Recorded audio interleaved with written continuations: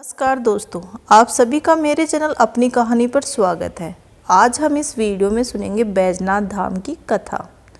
तो चलिए शुरू करते हैं। भोले भंडारी संकटों से उबारते हैं, मुश्किल घड़ी में इंसान और देवताओं को राह दिखाते हैं। तभी तो भक्त क्या देवता भी अपने कष्टों के निवारण के लिए भोले भंडारी की शरण में ही जाते हैं। शिव का एक ऐसा ही धाम है जिसे कहा जाता है बैजनाथ धाम। कांगड़ा के बैजनाथ धाम में महादेव के सबसे बड़े भक्त ने अपनी भक्ति की परीक्षा दी थी।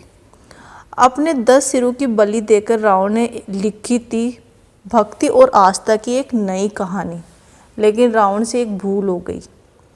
हिमाचल की खूबसूरत और हरी हरी वादियों में धौलाधार पर्वत श्रृंखलाओं के बीच बसा एक प्राचीन शिव मंदिर महादेव के सबसे बड़े भक्त की भक्ति की कहानी सुनाता है। यहीं पर स्थापित है वो शिवलिंग जो देखने में तो किसी भी आम शिवलिंग की तरह है, लेकिन इसका स्पर्श भक्तों को एक अनूठा एहसास करवाता है। इस शिवलिंग की आराधना भक्तों में असीम शक्ति भर देती है, क्योंकि ये रावण का वो शिवलिंग है जिसकी वो पूजा करता था। किंवदंतियों की माने तो रावण इसी शिवलिंग को अपने साथ लंका ले जाना चाहता था। हिमाचल के कांगड़ा से 54 किलोमीटर और धर्मशाला से 56 किलोमीटर की दूरी पर बिनावा नदी के किनारे बसा है बैजनाथ धाम, जो अपने चारों ओर मौजूद प्राकृतिक सुंदरता की वजह से एक विशिष्ट स्थल रखता है। कहते हैं कि 12वीं शताब्दी में मन्युक और आहुक नाम के 2 व्यापारियों ने इस मंदिर का निर्माण करवाया था। उसके बाद राजा संसार चंद्र में इस मंदिर का जीर्णोद्धार करवाया।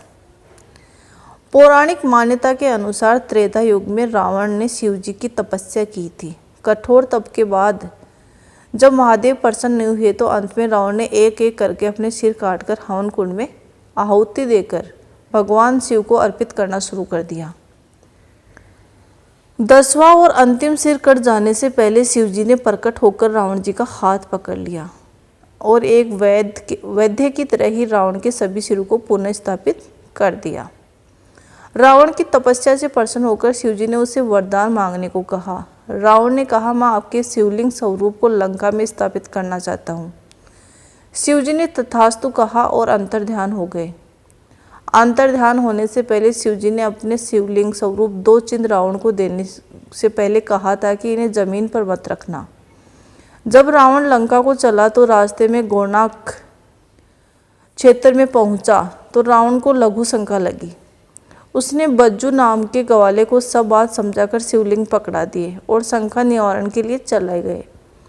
शिवजी की माया के कारण बैजू उन शिवलिंगों के वजन को ज़्यादा देर तक सह नहीं सका और उन्हें धरती पर रख दिया और अपने पशु चराने के लिए चला गया।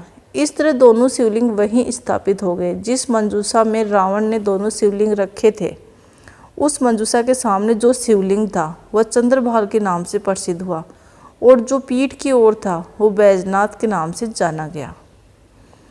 रावण की इसी तपस्थली में शिव के प्रति उसकी भक्ति के समान स्वरूप आज भी दशहरा के महापर्व पर रावण दहन की प्रथा नहीं है, बल्कि वहाँ भगवान के साथ उनका परम भक्त पूजा जाता है। नागरा शैली में बना बैजनाथ मंदिर शिल्पकारी का उत्कृष्ट नमूना है। मंदिर में प्रवेश के 4 द्वार धर्म, अर्थ, कर्म व मोक्ष को दर्शाते हैं और कहते हैं कि जो भी श्रद्धालु धर्म के रास्ते मंदिर में प्रवेश कर अर्थ और कर्म के द्वार को पार करता है, वो निश्चित ही मोक्ष को प्राप्त करता है। बैजनाथ मंदिर परिसर के मुख्य मंदिर के अलावा कई और भी छोटे छोटे मंदिर हैं, जिसमें भगवान गणेश, माँ दुर्गा, राधा कृष्ण व भैरव बाबा की प्रतिमाएं विराजमान हैं। कहते हैं कि बैजनाथ धाम में भगवान शिव की पूजा तब तक पूरी नहीं होती जब तक भक्त राधा कृष्ण के मंदिर में अपना शीश ना झुका ले। माघ कृष्ण चतुर्दशी को यहाँ विशाल मेला लगता है, जिसे तारा रात्रि के नाम से भी जाना जाता है। इसके अलावा महाशिवरात्रि और सावन के महीने में शिव भक्तों की भारी भीड़ उमड़ती है। देश के कोने कोने से शिव भक्तों के साथ विदेशी पर्यटक भी यहाँ आते हैं और मंदिर की सुंदरता को देखकर भाव विभोर हो जाते हैं।